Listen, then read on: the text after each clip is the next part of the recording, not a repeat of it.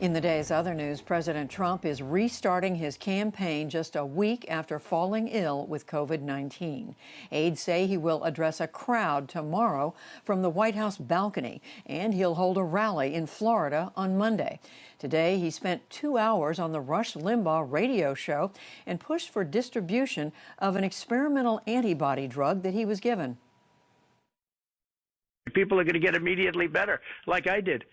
I mean, I feel better now than I did 2 weeks ago. It's crazy. And I recovered immediately, almost immediately. I might not have recovered at all from COVID. Tonight, Mr. Trump has his first TV interview since being diagnosed. Fox News says that he will also have a medical evaluation on the air. Meanwhile, in Las Vegas today, Democratic nominee Joe Biden urged Latino voters to go to the polls. You can determine the outcome of this election, not just for president, but for the Senate, for the Congress. And that's the biggest mark. The single most consequential thing anyone can do is vote. The former vice president will campaign tomorrow in Pennsylvania. The White House has upped its offer on a new round of economic relief. That comes after President Trump urged negotiators to, quote, go big. He had called off talks earlier this week. Today, Treasury Secretary Steven Mnuchin proposed $1.8 trillion. Democrats' most recent offer was $2.2 trillion. House Speaker Nancy Pelosi unveiled plans today for evaluating the president's fitness for office. The bill would create a commission authorized under the 25th Amendment to the Constitution, which cites terms for removal of a president. Pelosi argued it's about more than President Trump. He will face the judgment of the voters, but he shows the need for us to create a process for future presidents. It isn't about any of us making a decision as to whether the 25th Amendment should be invoked. That's totally not the point. The White House and Senate Republican leaders dismissed the proposal. New details emerged today in the alleged plot to kidnap Michigan's Democratic governor, Gretchen Whitmer.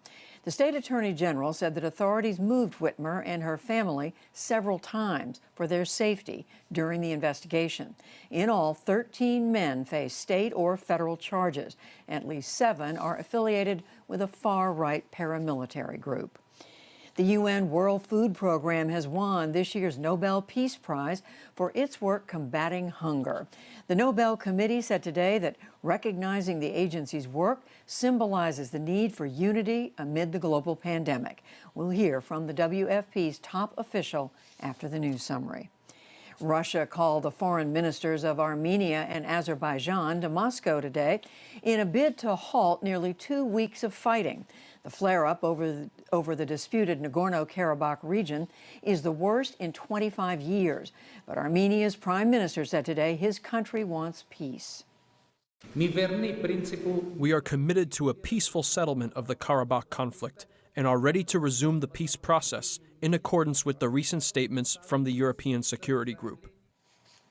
Azerbaijan's president said that a settlement is possible on principles offered by the U.S., Russia, and France. Back in this country, Twitter will bar candidates from declaring victory before a race is called and tighten rules against spreading misinformation and inciting violence. The company also said today that it will make it harder to retweet misleading posts. Twitter already banned political advertising. A federal judge in Florida refused today to extend the state's voter registration deadline. A computer crash on Monday potentially blocked thousands of people from signing up.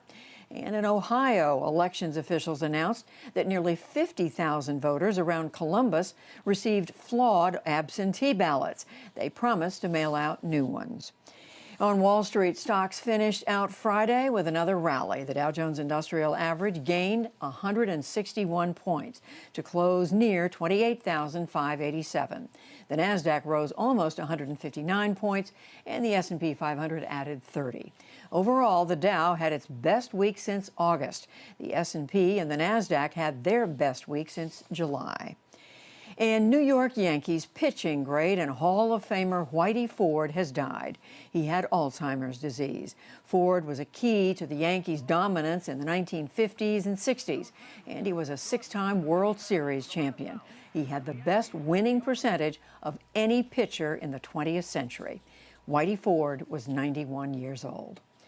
Still to come on the NewsHour, the United Nations World Food Program is awarded the Nobel Peace Prize for its work during the pandemic. A former speechwriter for John McCain discusses his new book and why he supports Biden for president.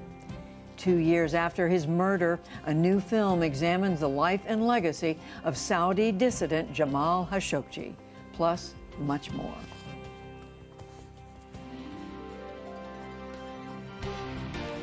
This is the PBS NewsHour from WETA Studios in Washington and in the West from the Walter Cronkite School of Journalism at Arizona State University.